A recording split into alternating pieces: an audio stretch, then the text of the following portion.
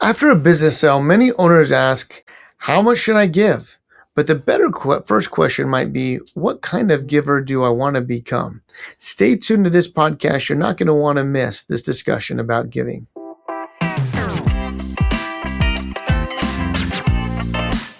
Welcome in. Glad to have you on Legacy Beyond Wealth. I am Ben George with Rob Shelton. He is founder of Axio Wealth Management. We've been doing a number of videos recently for business owners and things to be thinking about, planning conversations to be having after selling the business. And today, really focused on what's the right giving vehicle after an exit. I know, Rob, a lot of times people think, well, I want to give, right? And I'm not worried about how it benefits me, but it is still important that that you're getting the most out of your money, right? And that you're really taking advantage of everything that's available to you from a planning standpoint. Yeah. And we find that a lot of people take a look at that and go, I feel very blessed with the wealth or the business that I had and able to sell it. And now I want to be able to give back. And giving is so personal. And tax planning may affect the timing and structure, but generosity is more about values. And after a business sale, an owner may feel gratitude and they may want to give back to a community that they feel has supported them. They may want to involve their children or their grandchildren, and they may want to support education, faith-based causes, medical research, entrepreneurship, or local needs. And if we only start with deductions, we miss the entire heart of the decision. The better question is, what impact do I want this wealth to be able to have? Yeah, that impact is so important. And that's really why structure does matter. So we want to kind of help you understand the different ways to give and why, you might choose one or the other. So let's start first with that donor advised fund, Rob. And for anyone that maybe heard this, maybe doesn't quite understand it, kind of explain it to us in simpler terms. Oh, this is a phenomenal tool that I don't think gets enough credit out there in the world. If you've got charitable intent, you really should be looking at a donor advised fund. It is a charitable account held at a sponsoring public charity.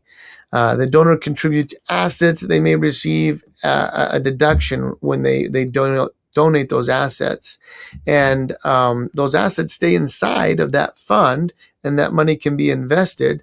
And then whenever the donor wants, they can have that money sent to different charitable causes over time. So the cool part about this is it allows people to get a deduction right away, but maybe not pushing the money directly to a charity all at once or in different time periods when they want to be able to do it. So it's a great flexible tool that allows someone to get an immediate deduction, but still be doing giving over time and in a way that they really want to be able to have that impact that's out there for people. So the important thing here is that the timing of the contributions can actually be a little bit different from the timing of the actual grants themselves. Yeah, and that can be very helpful. So let's run through an example. Let's say an owner sells a business in 2026 and he sets aside money for charitable purposes. They may not know every organization they want to support yet. In fact, we just went over this with a client of ours who's looking at supporting charitable causes, but they wanted to make sure they're going to good charities. And so we helped them understand Charity Navigator and how to research charities. And they're taking their time and they don't want to feel the pressure of having to give right away to get that deduction. And a donor advised fund can allow them to make the charitable contribution now and then recommend grants later on in the year or even in future years. But the donor should understand that once the assets are contributed, they have to go towards charitable causes eventually. And it's not a personal asset that rests on your balance sheet because you did give that away, but it does allow you some control of when that money can be distributed out to those charitable causes that you want to be able to support. So who would typically maybe choose to go this route? Who's a good fit for these donor advised funds? Yeah, someone that wants simplicity, privacy, flexibility, with really relatively low administration. I had one business owner that approached me and said, I want to go a private foundation route. We're like, okay, we think the donor advised fund route would be better. Like, no, I want to go the private foundation route. They ran that private foundation for about 2 years and then decided that they wanted to go to the donor advised fund route because of the simplicity, the low cost, and the administrative headache was so much easier with that donor advised fund side of things. So if you're looking to want to give to charities over your lifetime, maybe need a bigger deduction in any one tax year and have a low overhead and a lot of flexibility, this could be a very practical tool for many families. All right. So the the private foundation here, let's compare it with that. Then you mentioned that. What makes that different? Yeah, so a private foundation is a charitable owned. It's usually funded by an individual or a family. It can offer a little more control, a little bit more visibility, more formal family legacy structure where the family sits on a board and they make decisions.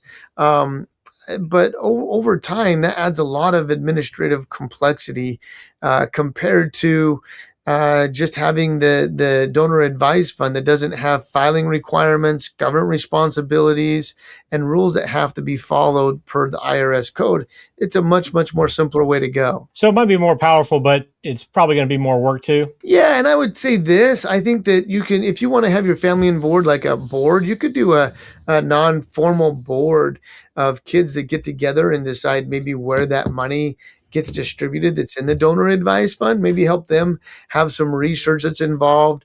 I think you can emulate or imitate a lot of the things that the foundation does and has power behind in a donor advised fund structure, and still get less administrative headache and more simplicity over time. All right, well, let's help out the business owner that's trying to decide which path to go down, Rob. And that's obviously what you guys do at Axio Wealth Management. So encourage you to take advantage of the discovery call if you want to kind of work through this for yourself personally. But just in general, how should a business owner make that decision between these two? Yeah, so some of the first questions we do kind of down that decision tree is first, how much involvement do you want to be able to have? Do you want giving to be simple or quiet? And do you want a more active philanthropic enterprise? Second, how much control do you need? With the donor advised fund, you recommend grants. With the foundation, the family has a more direct governance within rules. And third, how important is privacy? You know, donor advised funds can offer a lot more privacy, which is really important to a lot of high net worth families out there where private foundations have to have more public reporting that goes on. And then how much administration are you willing to take on? You know, some families enjoy structure while others find it to be burdensome. How do you want to involve your children or grandchildren? Kind of like what we talked about beforehand, maybe setting up some kind of informal advisory council to the donor advised fund versus having them formally sit on a board for a foundation. Are you ready to unlock the freedom to live your best life? Schedule your no-cost 60-minute discovery meeting with our team today. During this session, we'll take the time to understand your family's story and financial dreams. Together, we'll craft a personalized roadmap designed to help you achieve your goals. Let's explore how we can unlock the freedom for you and your family to thrive. Just click the link in the description of today's show to get started. Well, that family involvement piece is pretty interesting here, Rob. But no surprise, we talk about the family and really kind of taking that into account for a lot of decisions you're making. But when you look at that, how can charitable giving really help maybe prepare that next generation? Yeah, giving can be one of the healthiest ways to talk about wealth. Instead of starting with, here's what you may inherit, you start with, what needs do we see in the world? What responsibilities come with a blessing? How do we evaluate organizations? How do we make better decisions together? And that can teach judgment, humility, gratitude, and discernment.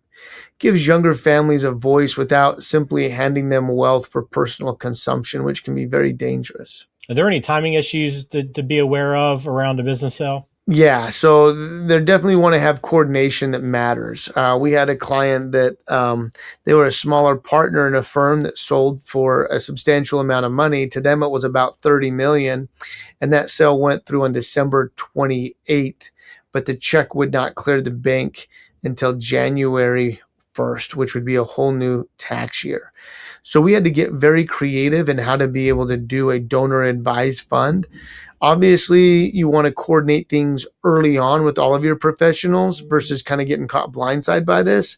But even with it being blindside, we were able to do a lot of unique, creative things to still get that deduction before December 31st to offset some of the sell and the gains, but allowed the individual, they still have money. That was 5 years ago, and they still have money sitting in there as they slowly identify causes they want to give back that are very intentional and important to their family. So I think the key is not to wait till December and try to plan that ahead of time. But sometimes, you know, we can be able to pull a rabbit out of a hat, as they say, and be able to make things work. So have early on discussions about these types of items if you're looking at trying to utilize one. Well, this might sound like a silly question because you think, okay, giving, there's never anything wrong with that. But what are the mistakes that maybe you see for someone that maybe is going down this charitable giving path? Yeah, I think a lot of times, especially in the high net worth culture, it might be a status to say you have a family foundation set up.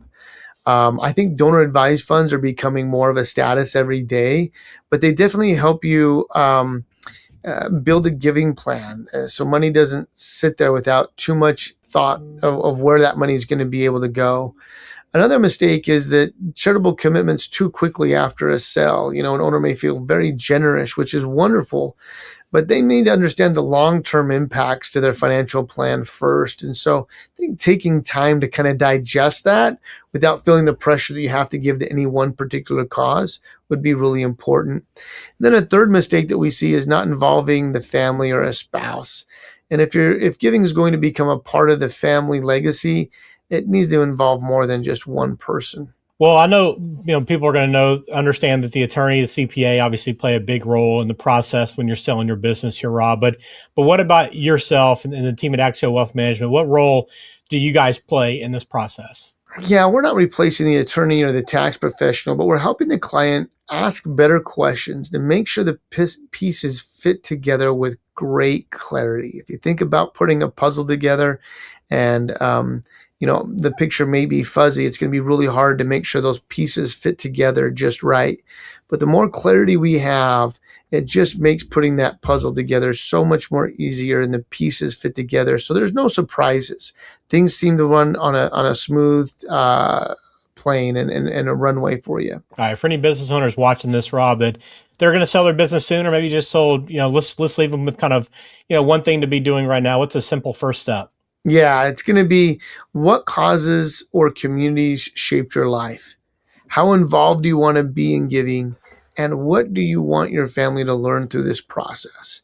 As you answer those questions, things are going to become more clear for you. And the decisions on how you want to use charitable giving for your family will just be so much more clear that you can be able to really execute on them. Yeah, I think a lot of people just kind of assume, hey, this is really a tax maneuver, right, that we're discussing here. But, as always, this conversation is much deeper, right? It's a legacy conversation for you and the team at Axio. Yeah, and I would go back to that saying we had before. If it's just a deduction for you, you're really missing the heart, the part of giving that can really matter. Giving is so great for the giver and the receiver, and it can change lives when it's done in the right, thought-provoking way and not just done as a tax strategy that's out there. So while the tax strategy is great and you get that benefit, don't miss out on the heart concept and gain clarity so you really can have a big impact in multiple lives. Yeah, hopefully this video and this conversation has helped you kind of see that a little bit clearer and help you maybe make a better decision with your charitable giving in terms of what's most effective in the big picture, right? And that's what Axio Wealth Management can help you with. Take advantage of the discovery call they offer right now. You just go to axiowm.com. You'll see the information on how to set that up. But we appreciate you watching Legacy Beyond Wealth. Make sure you go back to some of our other business owner conversations as well. We've had a few of them here in recent videos. So I think if you're in this position, a lot of these will help you out as you start thinking ahead to life after your business. But we appreciate you being a part of this episode. As always, we'll talk to you again soon. Rob, take care. Thanks, Ben.